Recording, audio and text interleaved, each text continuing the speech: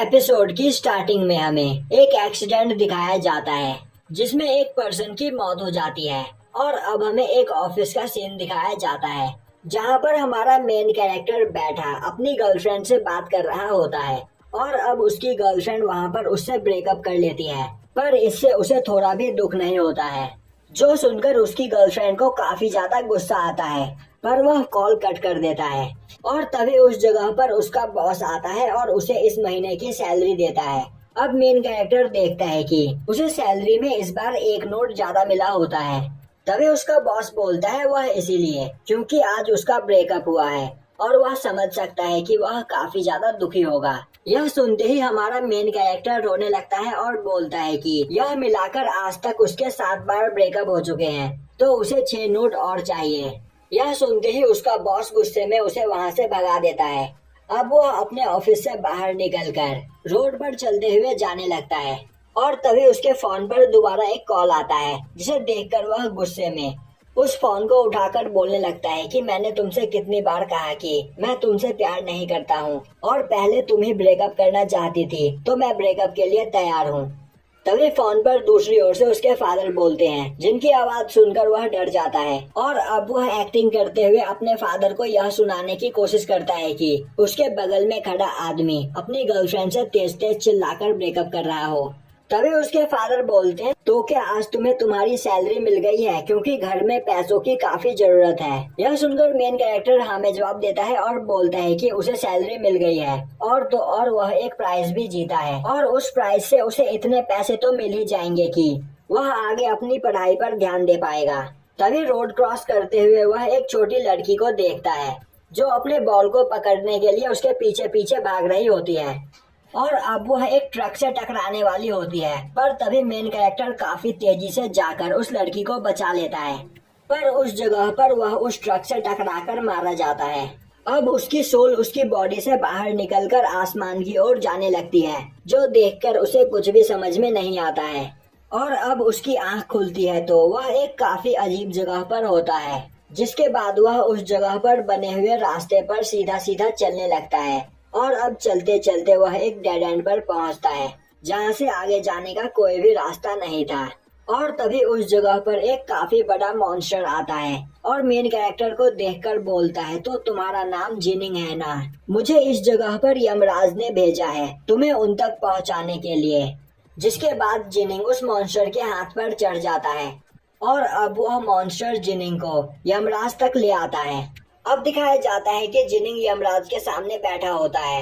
वहीं पर यमराज जिनिंग के बारे में सब कुछ पढ़ रहा होता है। वहीं पर बैठा जिनिंग बोर हो रहा होता है और तभी उसे उस जगह पर एक पोस्टर दिखाई देता है, जिस पोस्टर में एक लड़की होती है और जिनिंग के देखते ही वह लड़की जिनिंग की ओर देखकर उसकी ओर किसी चीज को फेंकती है, जिससे जिनिंग को काफी ज्यादा पेन होता है। तभी यमराज जिनिंग पर चिल्लाता हुआ उसे नींद से उठाता है और अब वह जिनिंग पर गुस्सा होते हुए बोलता है कि आखिर तुम यहाँ पर इतनी जल्दी क्यों आ गए? लाइफ और डेथ के बुक के हिसाब से तुम्हारी टोटल एज 98 इयर्स होने वाली थी, जिसके बाद तुम यहाँ पर मरते, पर तुमने यहाँ पर 80 साल पहले मरकर हमारा काम काफी ज्यादा बढ़ा दिया है। अब जिनिंग वहाँ पर चारों ओर देखता है और थोड़ी देर शांत रहने के बाद वह चिल्लाते हुए बोलता है कि इसमें तुम्हारी गलती है। आखिर तुम्हारी हिम्मत कैसे हुई मुझे 80 साल पहले यहाँ पर बुलाने की?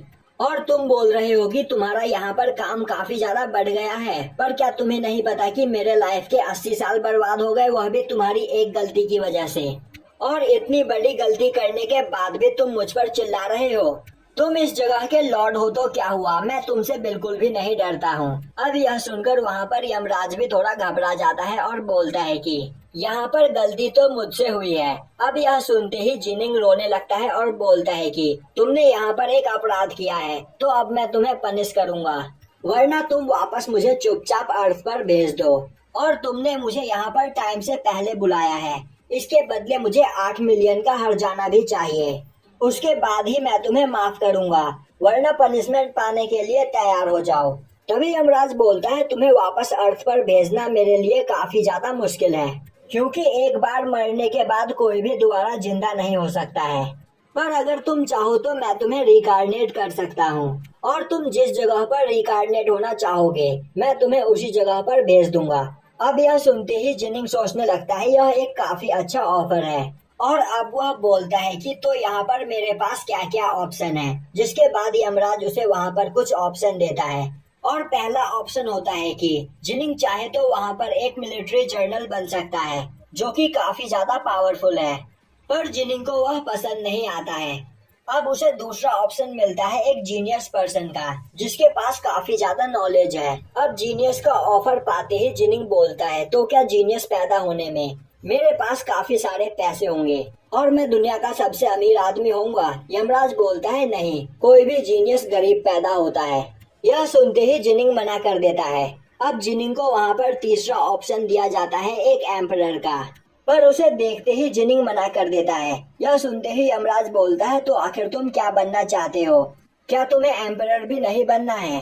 जिनिंग बोलता है एक एम्परर बनने के बाद मेरे सर पर काफी ज्यादा रिस्पॉन्सिबिलिटी आएगी और मैं रिस्पॉन्सिबिलिटी उठाना नहीं चाहता हूँ। यह सुनकर यमराज भी चकरा जाता है और बोलता है कि तो तुम खुद ही बता दो कि तुम क्या बनना चाहते हो। जिनिंग बोलता है मुझे ज्यादा कुछ नहीं चाहिए, बस ढेर सारा पैसा, रहने के लिए एक बड़ा घर, खाने के लिए काफी सारा खाना, एक हाई पोजीशन, ग्रेट पावर और कोई भी रिस्पॉन्सिबिलिटी नहीं। अगर मुझे ऐसी लाइफ मिल सकती है तो मुझे वही चाहिए, और अपनी इस लाइफ में मैं जब चाहूँ तब उठूँ और जितना चाहे उतना मजे कर सकूँ। बस मेरी यह छोटी सी ही रिक्वेस्ट है, तो आप बस मेरे लिए इतना ही कर दो। अब यमराज भी वहाँ पर जिनिंग की बातें सुनकर काफी ज्यादा परेशान हो जाता है और उसे वह लाइफ देने के लिए तैयार हो जाता है। जिसके बाद वह जिनिंग को लेकर एक ब्रिज के पास आता है और बोलता है कि इस ब्रिज को पार करने के बाद तुम्हें उस पोर्टल के अंदर जाना है, जहाँ पर तुम्हें एक एक्सेलर दिया जाएगा और उस एक्सेलर को पीते ही तुम रिकार्नेट हो जाओगे। तभी जिनिंग बोलता है लॉर्ड, मैंने यहाँ पर कई सारी बुक्स पढ़ी और आपने मुझे कहा कि आप मुझे एक किंग बनाने वाले हैं जिसके सर पर कुछ ज्यादा रिस्पॉन्सिबिलिटी नहीं होगी, तो कहीं आप मुझसे झूठ तो नहीं बोल रहे हो? यमराज बोलता है आखिर मैं तुमसे झूठ क्यों बोलूंगा, और क्या मैं तुम्हें झूठा लगता हूँ? तो तुम निश्चिंत होकर जा सकते हो। यह सुनकर जिनिंग ब्रिज ऑफ लाइफ को पार करके उस पोर्टल की ओर आगे जाने लगता है, और अब जिनिंग एक पोर्टल के अंदर घुसते ही एक रूम में पहुंच जाता है, जहां पर एक लड़की अपने हाथ में कुछ एक्सीलर लेकर खड़ी होती है, और अब वह उसे जिनिंग को पीने के लिए देती है और बोलती है कि इस एक्सीलर को पीते हुए तुम्हें सोचना है कि तुम्हें कैसी लाइफ चाहिए, जिसके बाद रिकार्नेट होने के बाद तुम्हें वैसी ही लाइफ मिलेगी। अब जिनिंग उस एक्सीलर को देखता है तो उसे अपनी पुरानी लाइफ की सभी बातें याद आने लगती है। अब वह काफी ज्यादा इमोशनल हो जाता है और उसकी आंसू की कुछ बूंदें उस एक्सीलर में गिर जाती है। अब वह जैसे ही उस एक्सीलर को पीने के लिए जा रहा होता है, तभी वहाँ पर कई सारे मॉन्स्टर्स अटैक कर देते हैं, जिन्हें देखते ही वह लड़की और उनके कुछ सोल्जर्स उस मॉन्स्टर से फाइट करने लगते हैं। अब वह लड़की जिनिंग को भागने के लिए बोलती है, पर जिनिंग को कुछ भी समझ में नहीं आता है और वह उस एक्सीलर को उसी जगह छोड़कर वहां से भागने लगता है।